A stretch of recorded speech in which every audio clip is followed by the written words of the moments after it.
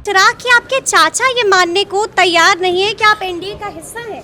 कोई मुझे इस बात से फ़र्क नहीं पड़ता, वो उनकी अपनी सोच है। बट हाँ, जब अब सब एनडीए गठबंधन का हम लोग हिस्सा हैं, एनडीए के हम सब घटक दल हैं, तो ऐसे में इस तरीके की बातें करने से एनडीए की छवि खराब होती है। जैसे बड़ों को अधिकार है छोटों से नाराज होने का, वैसे ही छोटों को भी, वो मुझसे छोटा उसको भी अधिकार है मुझे गाली देने का। नमस्कार, हमारा नाम है समरीन और आपने देखना शुरू कर दिया है लाइव सिटीज। मैं पीएम मोदी का हनुमान हूँ। ये बातें अक्सर आपको चिराग पासवान कहते सुनाई देते होंगे।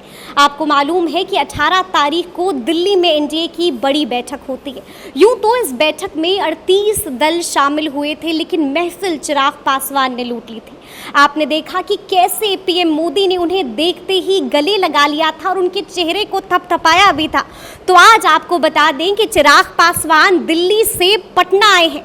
तो आज हम सीधी बात करेंगे चिराग पासवान से और ये भी उनसे पूछेंगे कि अब उन्हें कैसा लग रहा है, क्योंकि अब तो चिराग पासवान को उनके राम मिल चुके हैं। व्यक्तिगत तौर पर जिस तरीके से प्रधानमंत्री मेरे जीवन के सबसे कठिन दौर में, जब पिताजी अस्पताल में थे, मेरे परिवार के साथ खड़े रहे, मैं बहुत नाशुक्रा होता कि अगर मैं उन तमाम बातों को भूल जाता और प्रधानमंत्री का सिर्फ इसलिए विरोध करता कि मैं उस गठबंधन से अलग हो गया।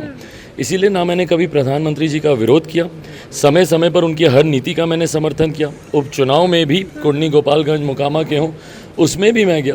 तो ये मेरे वो रिश्ते हैं मेरे प्रधानमंत्री से, जो शायद कभी कोई समझ नहीं पाता था और इन बातों को लेकर तंज कसता था। पर मुझे लगता है उन्हीं खूबसूरत रिश्तों की एक झलक उस दिन एनडीए की बैठक में देखते हैं। अच्छा, ये बताइए चिराग कि आपके चाचा ये मानने को तैयार नहीं है कि आप एनडीए का हिस्सा हैं।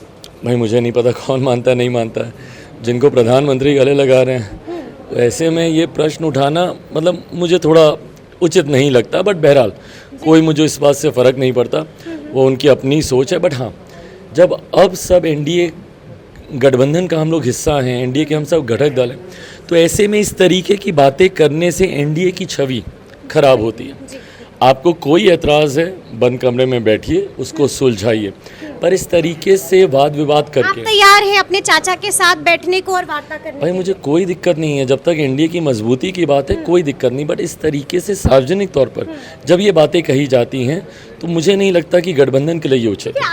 हमने भी देखा कि 18 तारीख को आपने महफिल लूट ली। आपने जिस तरह से अपने चाचा के पैर छुए, लेकिन उन्होंने आशीर्वाद नहीं दिया। उन्होंने कह दिया कि मरते दम तक हाजीपुर नहीं छोड़ेंगे। कोई बात नहीं, मेरे चाचा हैं, मुझे गाली भी देंगे तो सर आंखों पर। अच्छा, हमने प्रिंस से भी बात की थी। चिराग, आपका नाम सुनते ही काफी भड़क गए थे हम पर। कोई बात नहीं, जैसे बड़ों को अधिकार है छोटों से नाराज होने का, वैसे ही छोटों को भी, वो मुझसे छोटा उसको भी अधिकार है मुझे गाली देने का। कोई दिक्कत नहीं। तो सुना आपने कि क्या कुछ कह रहे हैं चिराग पासवान। देखिए, इशारों में बड़ी बात कह गए हैं। देखिए, चाचा पशुपति पारस के भी सवाल पर उन्होंने बेबाकी से जवाब दिया है और प्रिंस पासवान के भी सवाल पर इशारों में बड़ी बात कह दी है।